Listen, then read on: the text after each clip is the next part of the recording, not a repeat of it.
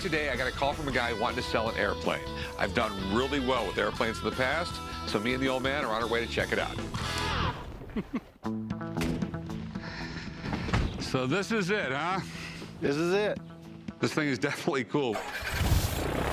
I called the pawn shop to see if they were interested in buying my 1939 model V-77 Stinson fabric-covered antique airplane. I bought it to resell, and if I sell it here in Las Vegas, I don't have to transport it all the way back home to South Carolina. Tell me about this thing. They were used for personnel carriers back in World War II. Okay. This particular one was sent to Great Britain. The guy that I bought it from, he actually painted back the colors and paint scheme that the British actually had on it. So you got all the parts for it? I've got everything. Okay. This plane is really cool. While there might not be a huge market out there for antique airplanes, the people who do collect them are willing to spend a lot of money. Is this that new Seekonite or? No, but it is a non-cotton material, though. Looks a little rough, son. Yeah, it's not what you'd call pretty at the moment. I'll be honest with you, it looks like it's been rode hard and put up wet. Well, I don't think it's been rode too hard. So you mind showing us the inside? That'll be fine. This interior has definitely seen its better days. It needs paint, it needs wood, it needs fabric, it needs carpet. Does it start? Well, if the fuel tanks were on it, I'm sure it will. Okay, have you started it yet? No. Nothing about my job is easy. I got a really cool plane here, but I have no idea what it's going to cost to fix. And if I do buy it and I start fixing it up, the littlest thing can be the difference between making a lot and losing a lot. How much were you looking to get out of it? I'd like to get $60,000 out of it. Well, you know what? Let me call someone in to take a look at this thing. That'll be fine. If the numbers work, the numbers work. Good Okay? deal. No problem, man. I really want to restore this thing. I know it has huge potential, but the main goal for me and the old man is to make money. So before we make an offer, I got to bring someone in to help me sort this out. Wow, Stinson Reliant. That's a big plane. I'm a commercial pilot here in Las Vegas. You guys at the pawn shop call me when they have any questions regarding planes, parts, restoring planes, anything regarding aviation, they give me a call. It's a monowing, radial engine, fabric airplane. This was built as a personnel carrier back in the 30s, but then they were dragged into use as trainers during World War II. These airplanes were lent to the British under the Lend-Lease program during World War II so that they can train their pilots how to fly their own airplanes. What are your concerns with this airplane?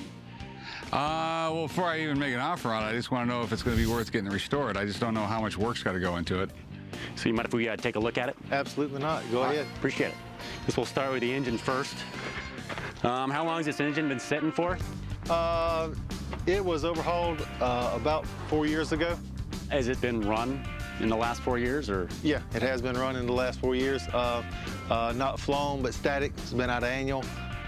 This airplane hasn't been flown in 4 years, which means it hasn't had its annual inspection.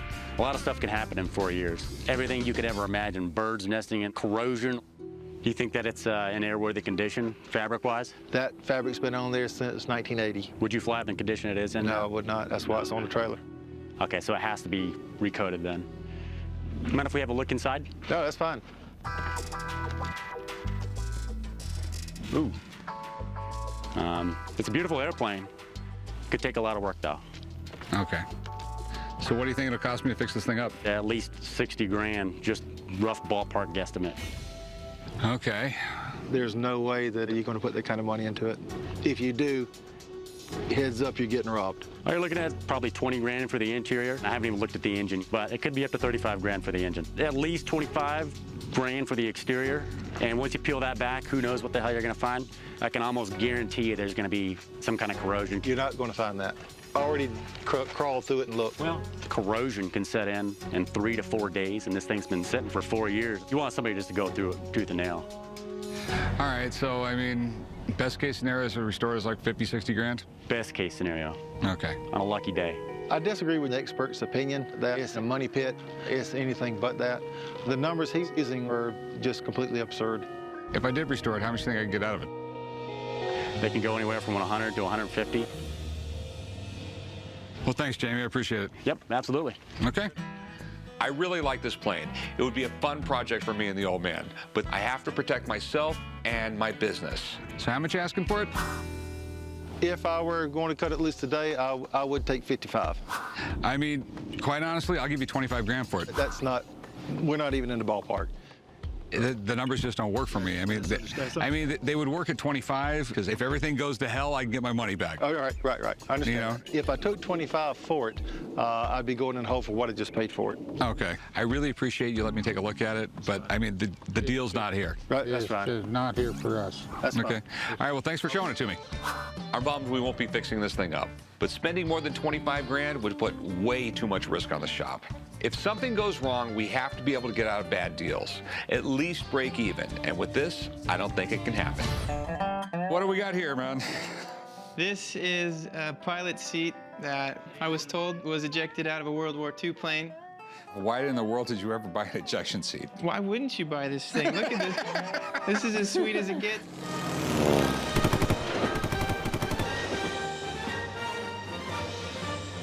I'm over here at the pawn shop to hopefully get rid of my World War II pilot chair. I'm trying to sell this chair because it worked out when I was living with my buddies, but now that I'm married, got a couple kids, it's just getting in the way. So where'd you get it?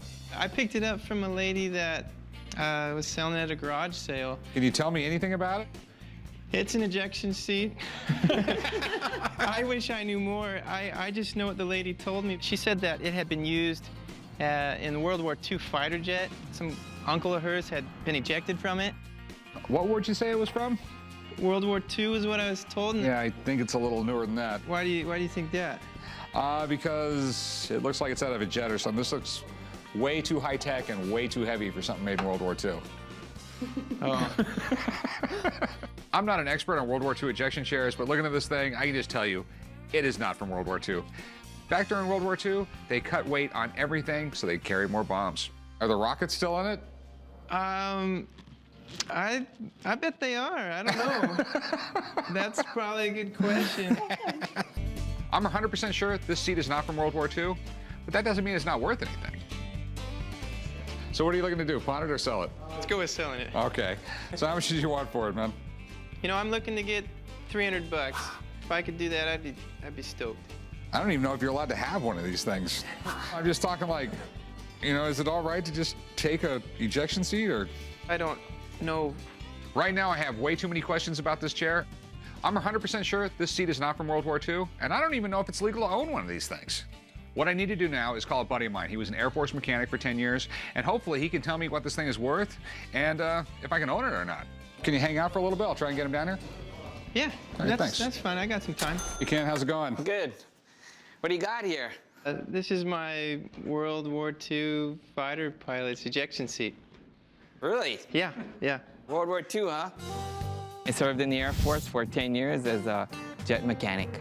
What I love about military aviation is just the passion and just the coolness of it. Just, you know, phenomenal engineering. Well, I can tell you right now, this is definitely not World War II technology. This is definitely something a little bit more modern. Okay. This came out of an F-4 Phantom from the 1960s Vietnam War. I've seen a lot of these. So the lady that sold it to you told you this thing has been used? Yeah. She said that her uncle had actually ejected out of a plane in this seat. Yeah. Well, I can tell you right now that that's not the case because the parachute pack that's still in the seat cushion is still intact. And if he did eject out of a plane, you wouldn't have the bottom and the back of the seat. So this isn't just your headrest? No, this contains the parachute. Oh, okay. The way these things work is that you pull on this handle here and initiates a rocket motor in the bottom of the seat that shoots the pilot out of the plane about 250 feet in probably about 2 seconds. So if we had pulled on this thing while we were sitting in our living room, we would have shot through the roof? Probably about 100 miles an hour, maybe more. Really? Is it legal to own one of these? Sure. They sell it online. Okay. Surplus. So Ken, how much are these things worth? In its condition, to a collector, probably about $3,500. That's what I'm talking about. Yeah. It's such a unique item. That's a little better than my 300. Ken, thanks for coming out, man. I really Sure. appreciate it. Yeah, nice to meet you. Yeah, nice meeting you too. The moment he said 3,500 bucks, that just blew me away. This changes everything. An hour ago, we were talking 300 bucks. So what do you want for it? 3,500 bucks is what the man said. There's somebody, not me. Well, I'd take maybe 2,500. I'd give you like 150 bucks. That's I wouldn't come out ahead, would I? My whole problem is I've been here over 20 years. No one has ever walked in the door and says, "Hey, man, you got an ejection seat?" Tomorrow might be the day. What if you don't have it? To be honest, even if it's worth 3,500 bucks, it's not worth that to me. I don't have collectors coming in here looking for things like this. I promise you, if someone walks in tomorrow and wants an ejection seat, I'll give you a call. Hey, thanks for coming in, man. Yeah, Thanks. you. I just finished meeting up with Rick in there, and he didn't buy my chair, but that's okay, because I found out this thing's worth 3,500 bucks, and I'm pretty stoked about that. What do we have here? It is a propeller, a 1944 Fallen propeller. Do you have the rest of the plane? No, I lost it in a bet. I guess it's better to lose it in a bet than lose it over like the desert somewhere. I came into the pawn shop today to sell my 1944 wooden propeller. I got the propeller from an old guy who lived in the Midwest when I was traveling through and buying some other things from him. I'd like to get $1,100 to be able to go buy other things, and I don't need to keep things forever. That is pretty cool. Do you know much about it? Yeah, after completing some research on it, is a 1944 Fallen propeller made in Columbia, Missouri. That's when it was a big company. It started off as a small company. I think his name was Ole Fallon, Yes. which is sort of weird because he was really young when he started it. Yeah, that's why that was interesting as well. He bought a World War I aircraft. You know, he wanted his plane to go faster. So he designed his own prop. And before you know it, he became a huge propeller manufacturer. Wooden propellers took real skill and precision to make, and Fallon's were among the very best. This one is 70 years old and in great shape and would probably work on a plane today. A lot of times you'll see bars and stuff with a propeller hanging on the wall, and it won't have any holes in it. That's a rejected prop. That's how you know if it was actually used on a plane, because when this is spinning at 1,800 RPMs, you've seen a washing machine, when it gets out of balance, or a dryer, it will tear the plane apart. How much did you want for it? I wanted $1,100. I know pawn shop prices are different than what I would sell it to for a collector Okay. or an individual person. Yeah, I mean, I have the task, you know, you come in here, I give you cash, and I have to wait around and get the money. You're not completely out of the market. Can I give you 700 bucks for it? Ooh, that would be tough. I'd be more comfortable with $980. 980? What, is that the amount of rent or something? That's my lucky number. Okay, I'll tell you what, I'll give you 800 bucks. That's a fair price on this. They're neat, they're interesting, but you have to find a guy who really likes these and has space on his wall. If you can do $850, we have a deal. Okay, deal. All right, I'll meet you right up there. This propeller has some great history, and people love to hang cool old stuff on the wall. So this should move quick. Well, I got a couple of vintage F-16 test pilot flight suits and some aircraft memorabilia that I wanted to see if I could do something with. Okay. Looks like it might be tall enough for me. You couldn't fit in there with a chainsaw and a blender, son. I've never been up in the F-16. I've heard it's unbelievable, doing a 9G turn and everything. I want to sell my items today because this is just some extra memorabilia that I had, and I just want to see what I can get for it. Where did you get these? I worked at General Dynamics for 35 years. I just retired not too long ago. So were you a test pilot? No, sir, just a mechanic. Okay, so you're not insane. Because, I mean, you got to be a little bit no, you got to be bad crazy to actually fly in one of these things. I mean, especially when they first came out with them and testing the prototypes and things like that. Yeah, it gets pretty scary. The F-16 is legendary. It's got top speed so fast, the U.S. military still considers it classified information. It's been one of the world's dominant fighter planes since it came out in the 1970s. You know who wore these? Well, I got some pictures that show their chief test pilots wearing flight suits. So these aren't military? No, the civilian test pilots wore these. So this was basically they're walking around clothes for the day, and then when they got in the plane, they put on the pants that went around them that filled up with air when they went around a turn. The G suit, yes, Yeah. sir. They seem in decent shape. I mean, just by the tags, though, you can tell they've been washed a lot. They've been washed a lot, yes, sir.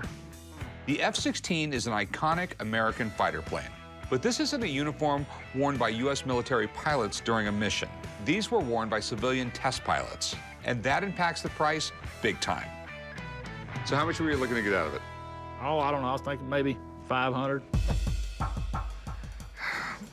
I mean, it's one of those things that's really hard to come up with a price. What do I think I can get out of it? Can I give you $300 for all of it?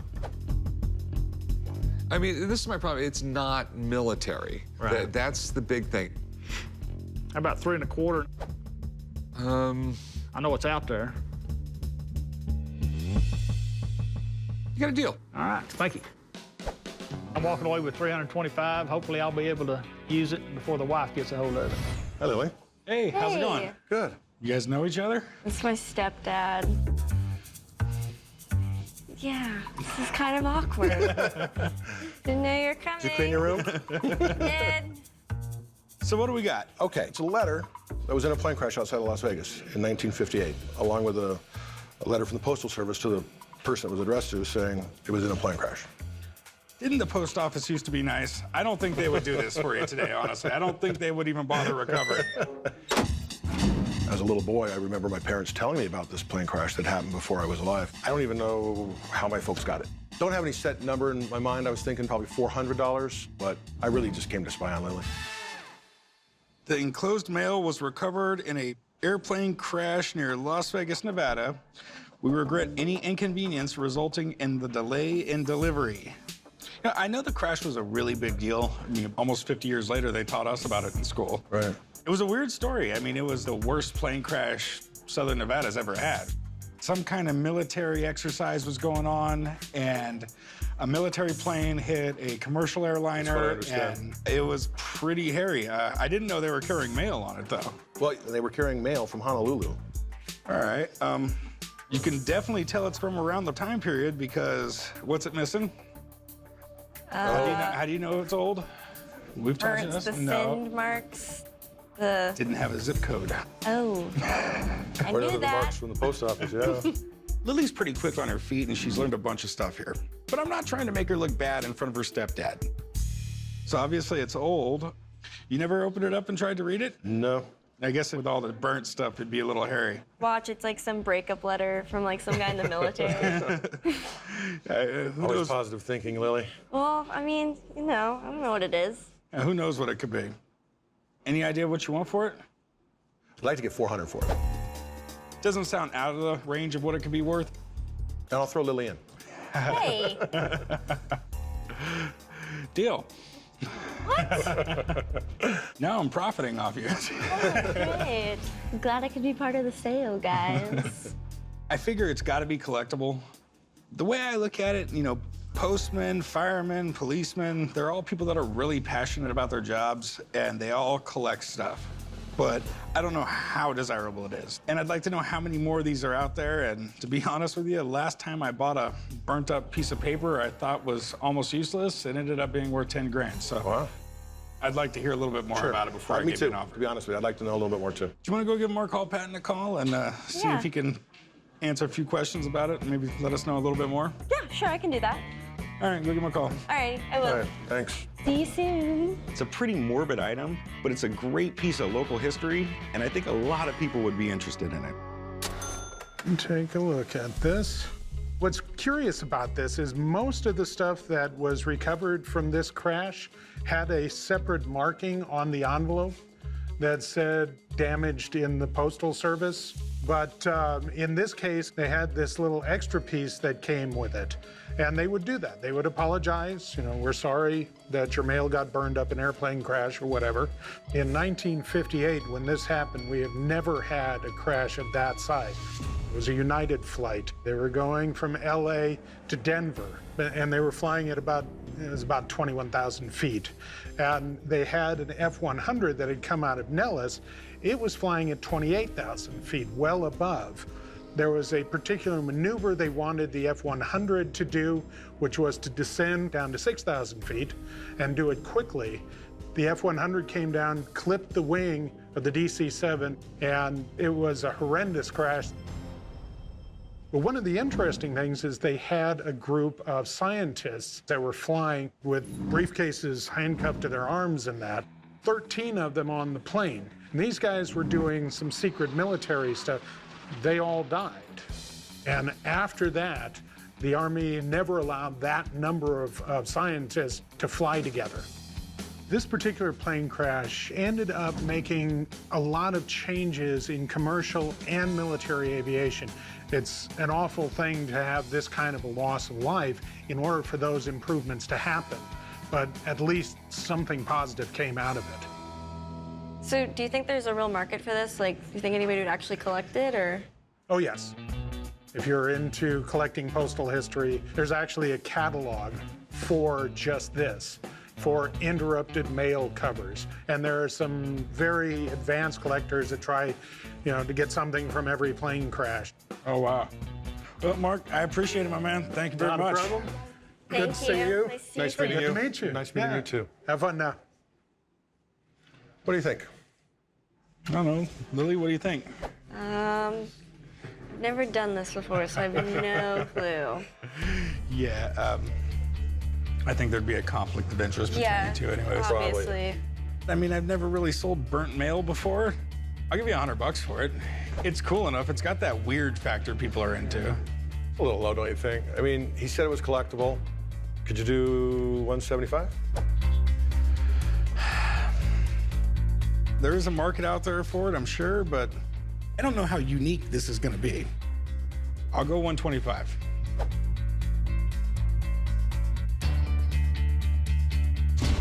Well, it does me no good, so I'll take the 125, but you got to throw her back in now. All right, she's off in 10 minutes anyways. Thank you. But she's gonna write you up over there. Terrific. Winner chicken dinner, $125 for a burnt piece of envelope? Yeah, I'm pretty pleased. It's all going to go to Lily anyway. She'll take it when we get home.